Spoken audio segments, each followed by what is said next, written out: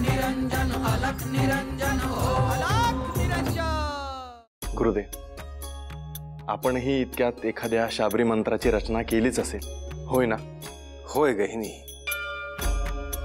तुला ती मंत्राची रचना ऐकायची वाटतं?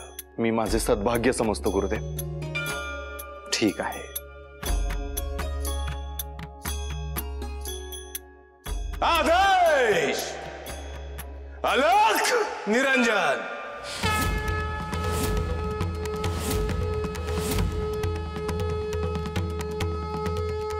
ओम नमो काल भैरवो घांगरा वाला, हाथ खड़ग फूलों की माला, 6400 योगिन संग में चोला, देखो खोली नजर का ताला। राजा प्रजा सब ध्यावे तो ही, सबकी दृष्टि बांधी दे मोही। मैं पूजो तुमको नित्य ध्याय, भरी अथाई सुमिरो तो ही।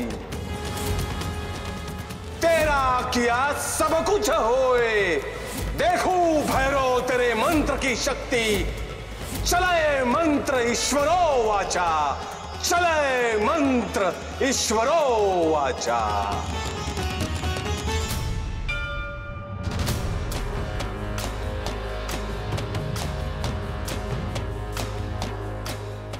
गुरुदेव, आपण ह्या शाबरी मंत्रात श्री कालभैरवांचा उल्लेख केला आहे, तो कशासाठी? कारण काल भैरव महादेवांचंच एक रूप आहे। जो व्यक्ती काल भैरवाची नित्य पूजा करतो त्याचा अकाली मृत्यू होत नाही, त्याच्यामध्ये कुठलेही दोष उत्पन्न होत नाही, रोगाची लागण त्याला होत नाही। हे साक्षात श्री महादेवांचं उग्र रूप आहे, त्यामुळे वेळ पडली तर अपराधींना ते दंड सुद्धा देतात। ह्या शाबरी मंत्रातून ह्या दोन्ही गोष्टी साध्य होऊ शकतात, अशी ह्या शाबरी मंत्रांची रचना आहे।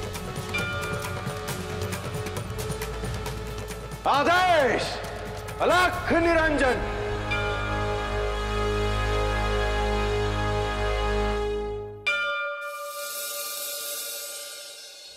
पिराजी, माणिक आला का नाही रे अजून? अरे आलाय की। अहो मग पटश्री बोलवा की भाऊ त्याला। रखमा, परत दिसला का तो साप तुम्हाला? अगं भामा, तो साप काय आम्हाला सोडना झालाय। आम्ही जिकडे जातोय तिकडे तो आमच्या पाठी आहे। पिराजी, अरे बोलू की रे बाबा माणिकला। थांब थांब, बोलू तो। माणिक, अरे या माणिक, अरे माणिक बाहेर ये रा।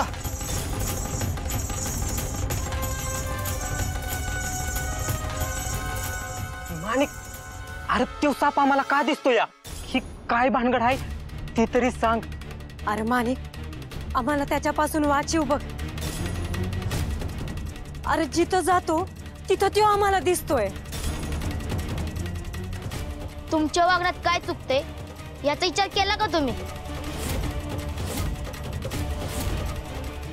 म्हणजे कशाबद्दल बोलतोय तू?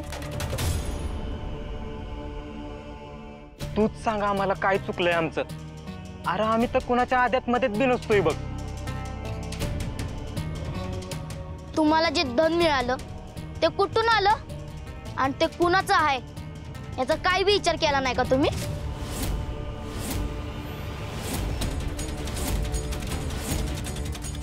अरे माणिक, ते धन तर तूच दिलंय ना व? पर ते धन माझं नाही, मी फक्त त्याचा ठाव ठिकाणा दावला होता। अरे पर ते त्यासनी गावलं म्हणून त्यांनी घेतलं, त्यात त्यांचं काय चुकलं आहे? पर बा, त्यांनी त्यासाठी कुठं काय कष्ट केला आहे का? पर माणिक, त्यासनी असा तरस व्हायला त्यांनी ते धन चोरून बी आणलं नाही, त्यांना ते त्यांच्या दैवाने मिळालं आहे। दैवाने जे बी मिळतं ते समजा स्वतःसाठी वापरायचं नसतं कधी। हे बघ माणिक, असं काय कोड्यात बोलू नकोस बघ। जे काय आहे ना ते स्पष्ट सांग बघ. तुमच्या माग जो साप दिसतो आहे ना, तो त्या धनाचा राखण करणारा आहे.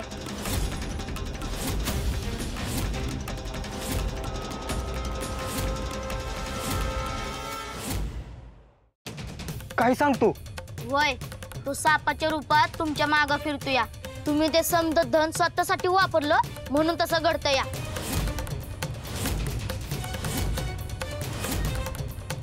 मग आता आम्ही काय करायला पाहिजे? आपल्याला दैवाने दिलेल्या कोणत्या बी गोष्टीचा दुसऱ्या चांगल्या कामासाठी उपयोग केला पाहिजे. तुम्ही जवळ ते करत नाही तोवर तो साप तुमच्या माग फिरत राहील. तो तुमचा जीव घेईल अशी भीती सारखी तुम्हाला वाटत राहील.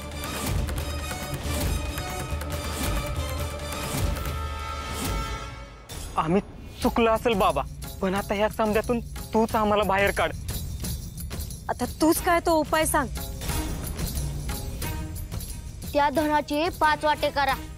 एकातून गाय गुरासनी मुक्या जीवासनी खाया प्या द्या.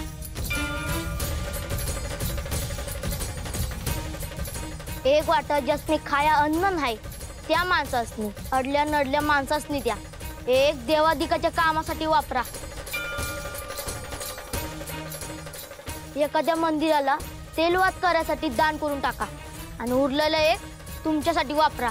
तो बी आरामात बसून खाण्यासाठी नाही, कष्ट करून वाढवण्यासाठी वापरा. हे समज केलं तरच तुमची यातून सुटका होईल बघा.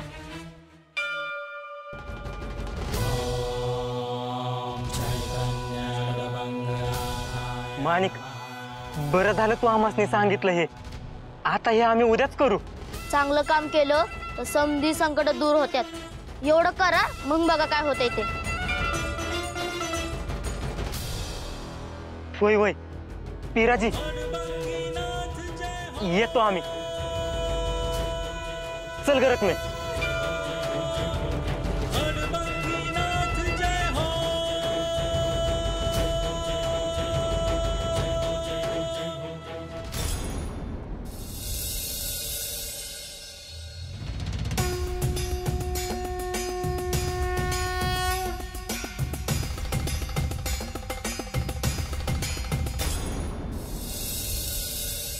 हे दत्तगुरु, हे गुरुदेव, आज मला आपली खूप आठवण येते. मी नागनाथच्या अगदी जवळ आहे आणि तो खोल ध्यानात बुडालेला आहे. तो ध्यानातून बाहेर यावा म्हणून मी त्याची वाट पाहतोय. गुरुदेव, आपणही माझ्यासाठी असेच बसलेले असायचे.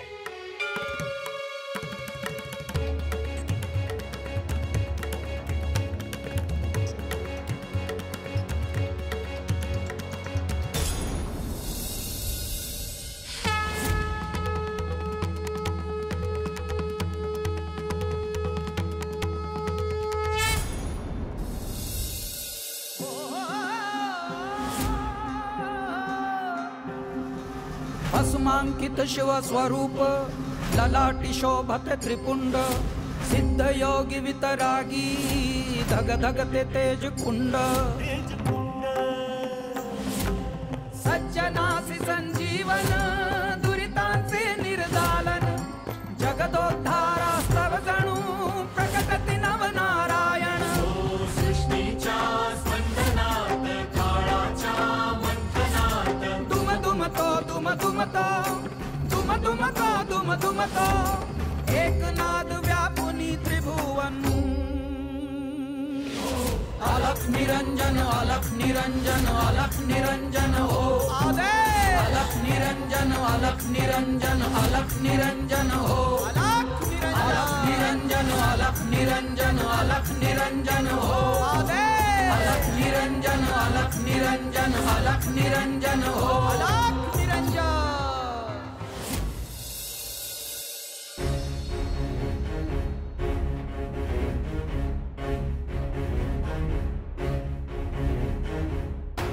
गुरुदेव,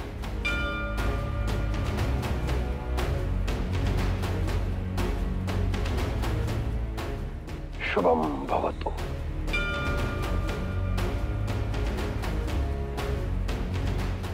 लागण्यात अजूनही ध्यानस्थ आहे. ही चांगली गोष्ट आहे कानी. अशाने तो सिद्धत्वाकडे लवकरच पोहोचेल. आता चैत्र नवरात्र उत्सव सुरू होतोय. अशा मंगलमय काळात ध्यान करणं म्हणजे शुभ लक्षण आहे. या शुभ काळात आपणही आदिशक्ती त्रिपुराचं ध्यान करूया. त्रिपुराचं ध्यान स्मरण हे नाथपंथात गुरु सद्गुरूंकडून आपल्यापर्यंत पोहोचलं आहे का नाही?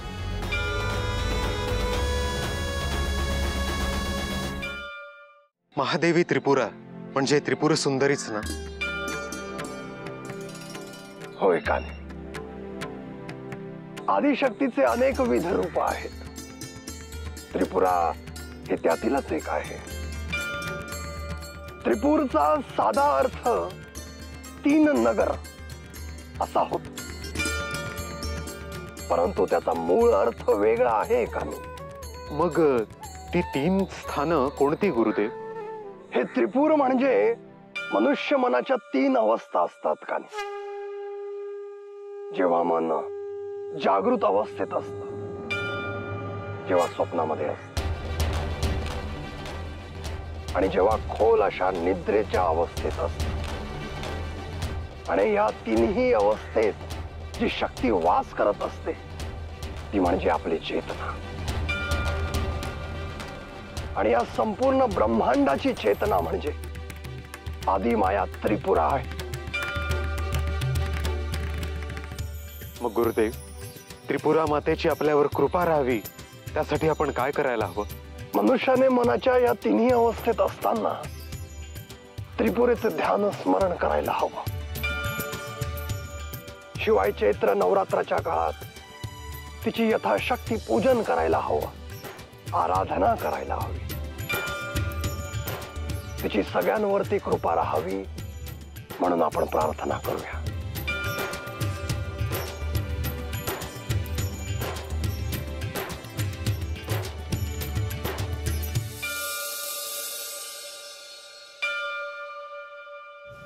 आणि आपणही आदिशक्तीचे पूजन करूया.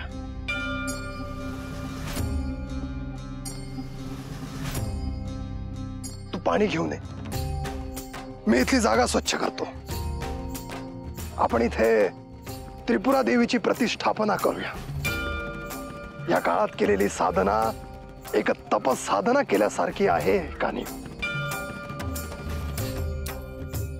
गुरुदेव, तुमच्या सोबत देवीची साधना करायला मिळणं मी माझं भाग्य समजतो. मी पाणी घेऊन येतो. निरंजन अलख निरंजन अलख निरंजन हो. अलख निरंजन अलख निरंजन अलख निरंजन हो.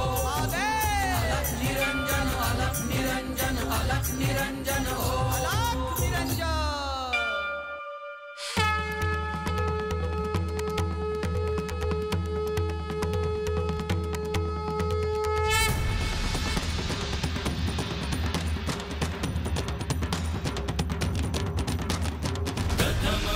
शैलपुत्री च द्वितीयं ब्रह्मचारिणीं तृतीयं चन्द्रघण्टेति पुष्माण्डेति चतुर्थकं पञ्चमं स्कन्दमातेति षष्ठं कात्यायनीति च सप्तमं कालरात्रीति महागौरीति चाष्टमं नवमं सिद्धिदात्री च नवदुर्गाः प्रकीर्तिता.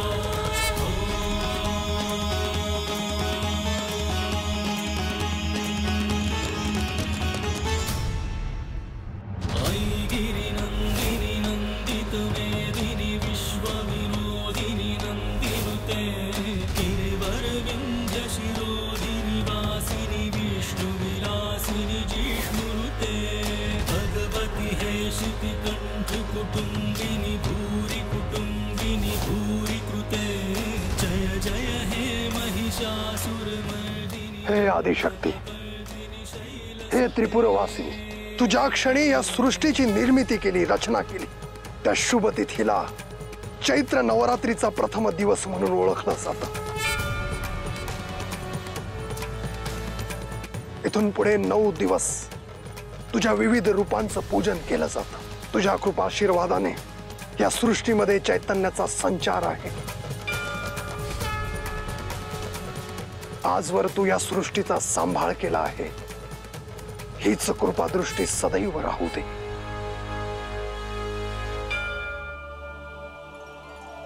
हे माते, तू सज्जनांचा आधार आहे। त्यांच्या हर एक संकटातून त्यांचे रक्षण कर, दुर्जनांना शासन कर, त्यांना योग्य मार्गावर येण्यासाठी प्रवृत्त कर।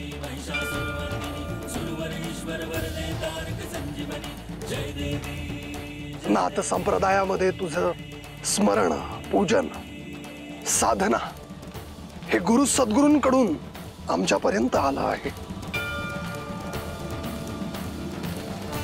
जो मनुष्य नाथ पंथाचा आदर, पूजन आणि भक्ती करेल त्याच्यावर तुझी कृपादृष्टी सदैव राहू दे।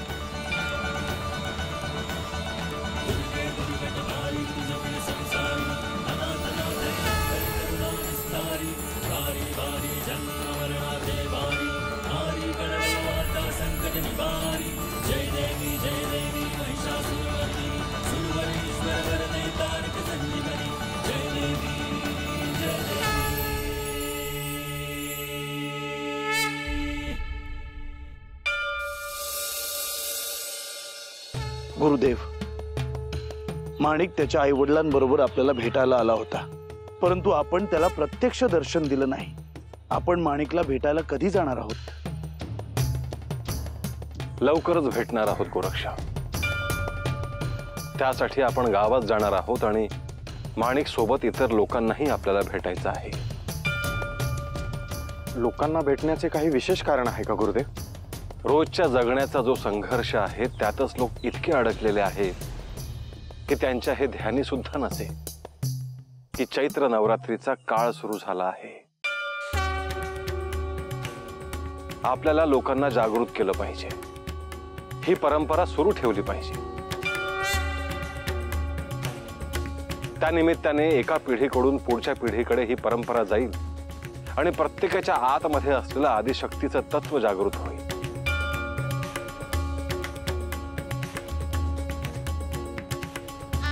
होय गुरुदेव, आपण लोकांना नेहमीच ह्या संदर्भात जाग करत आलो आहोत, त्यांचं अज्ञान दूर करत आलो आहोत, उपासनेचे वेगवेगळे मार्ग आपण लोकांना सांगत आलो आहोत। मला असं वाटतं की जर माणिक इथे आहे तर ह्या चैत्र नवरात्रीच्या अनुषंगाने त्याला आदिशक्तीची ओळख करून द्यायला हवी।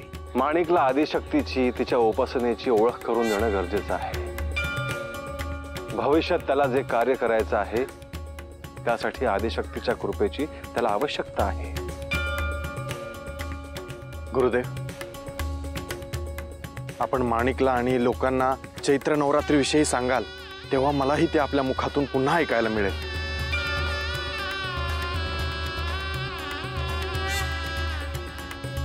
हा तुझा विनय आहे गहिनी। तू एक सिद्धनाथ आहेस, तुला नव्याने सांगण्याची काही आवश्यकता नाही। गुरुदेव, मी नाथ असलो तरी ज्ञानाची उजळणी सुद्धा महत्वाची आहे।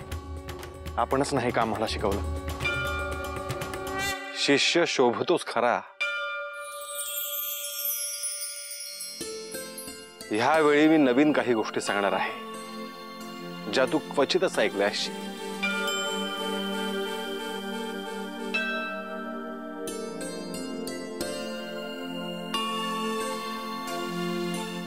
आदेश, अलख निरंजन।